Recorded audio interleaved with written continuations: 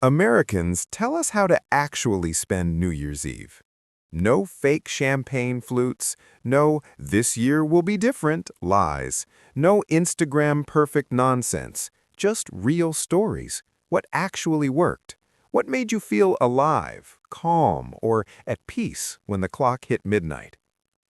Reading through these replies, one thing stood out immediately. No one talked about resolutions. No one mentioned becoming a new version of themselves. Most people weren't trying to start over at all. They were trying to stop pretending. I stopped chasing the best night, and it saved me. In my 20s, New Year's Eve felt like a final exam I never studied for.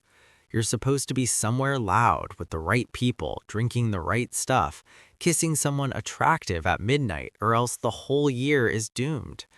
I did all of it. Clubs, rooftops, expensive tickets, carefully curated nights that looked incredible in photos. And every single time I went home with that hollow feeling, like I'd missed something important while standing right in the middle of it. 3 years ago, I bailed. I told my friends I was on the way and instead drove to the coast alone. I parked near the water, engine still warm, the smell of gasoline mixing with salt air. I listened to the radio countdown and ate gas station snacks I didn't even like. When midnight hit, fireworks went off over the ocean. Not for me, just because someone felt like it. I cried, not because I was sad, but because for once I wasn't performing happiness. Now my rule is simple. New Year's Eve is for honesty. If I want people, I invite exactly 2 or 3. If I want silence, I take it. No pressure, no symbolism. The year doesn't care how you welcome it. You do. That reply got hundreds of upvotes. Maybe because so many people recognized the exhaustion underneath it. The year I stayed home on purpose. I used to think staying home on New Year's Eve meant you'd given up.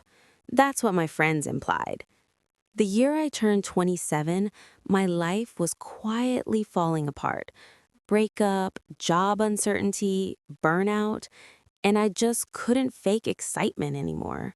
So I stayed in. I cleaned my apartment like my life depended on it, took a long shower, cooked myself an actual meal instead of drunk appetizers. I wrote down everything that hurt me that year, folded the paper, and threw it away.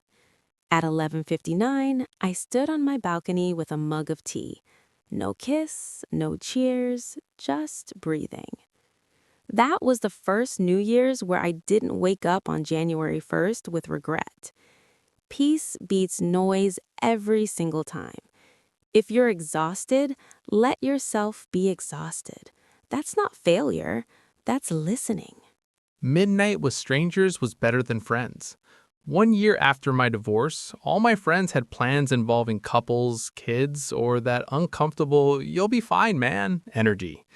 I booked a cheap motel near a national park and went hiking on December 31st. My legs hurt. My phone barely had signal. It felt honest. That night, I watched the countdown in the motel lobby with a truck driver, an elderly couple, and a waitress who got off late. We didn't know each other's last names. We clinked paper cups of terrible wine. At midnight, the old woman hugged me like she'd known me for years. No expectations, no history, just humans marking time together. Sometimes the best New Year's Eve isn't with your people, but with people who don't expect anything from you at all. Several replies followed from people who said this scared them, and then relieved them. Stop treating midnight like a miracle switch. I used to believe New Year's Eve had power. Like, if I did it right, the next year would magically improve. The best New Year's I ever had was boring. Board games with my brother, frozen pizza, pajamas by 9. At midnight, we just looked at each other and said, "Still us." Nothing reset, nothing erased, but we carried ourselves forward anyway. Now I treat New Year's Eve like a checkpoint, not a launch pad. No grand promises, just acknowledgement that I survived another year. That's enough to toast to. Don't chase memories. Create conditions. The more you try to make New Year's Eve unforgettable, the more likely it'll disappoint you. Last year, I focused on conditions instead of outcomes. Comfortable place, people I trust, no packed schedule. We cooked together, talked about dumb stuff, went outside for fireworks, then came back in and played music we loved. No cinematic moment, just warmth.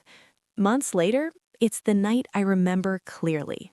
At this point, the thread stopped feeling like advice. It felt like permission. I left before midnight, and it changed everything. The best New Year's Eve decision I ever made was leaving a party at 11:20. I was dressed up, smiling, watching the clock like midnight was a finish line, and suddenly I realized I didn't want to be there when the year changed. So I left, took an Uber home, changed into pajamas, washed my face, opened the window. At midnight, I heard distant cheering echo through the city. I texted one person I loved Happy New Year, then turned off my phone. I woke up January 1st without regret. Leaving early wasn't quitting, it was choosing myself. The quiet year after grief. After a major loss in my family, holidays felt radioactive. On New Year's Eve, I finally said no to everything. I stayed home with soup, a notebook, and silence. I wrote letters I never sent. At midnight, I stepped outside. No countdown, no noise, just cold air and stars. It wasn't fun, it wasn't pretty, but it was real. That year changed how I made decisions. I stopped doing what looked normal and started doing what felt necessary. New Year's Eve on a night shift. I'm a nurse. I've worked New Year's Eve more times than I can count. This year, I drank coffee from a paper cup and watched the clock flip over in a break room with 3 coworkers who were just as tired as I was. No champagne, no countdown kiss, just a quiet Happy New Year and back to work. We saved lives that night. Honestly, I slept better than I ever have on January 1st. I celebrated at an airport. My flight was delayed. Midnight happened in a terminal. People from different countries, different languages, same exhaustion.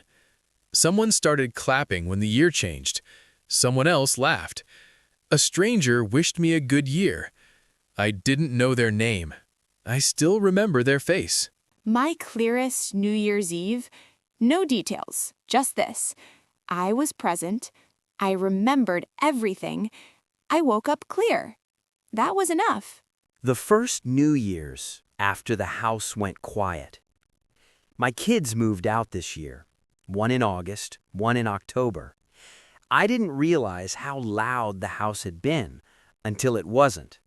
On New Year's Eve, I cooked dinner for one out of habit and almost laughed when I reached for a second plate. I didn't feel sad exactly, just aware. At midnight, I stood by the window and watched fireworks bloom above other people's lives. I didn't text anyone first. I waited. A few messages came in, short ones. Happy New Year. That was enough. It wasn't a lonely night. It was a transitional one. I went to bed early and woke up without dread. That felt new. I spent it doing nothing, and meant it. No party, no plans, no symbolic ritual. I ordered takeout, watched reruns of a show I've seen a dozen times, and fell asleep before midnight. My phone buzzed somewhere in the dark. When I woke up at 12:37, the year had already changed without me watching. And nothing bad happened. I think we overestimate how much we're required to witness for life to move forward. That comment got surprisingly emotional responses. People admitting they'd always been afraid to miss the moment. I stopped waiting for the countdown. I realized something uncomfortable a few years ago. The countdown makes me anxious. Everyone shouting, everyone expecting a feeling to arrive on schedule. So now, I don't wait for it. Last year, I took a walk around 11:40. The streets were quiet. Cold air, empty sidewalks. By the time midnight happened, I was already home, already calm. The year didn't start with a bang. It started with me breathing normally. Midnight with my dog. I got invited out. I said no. My dog is scared of fireworks, so we built a little fort in the living room.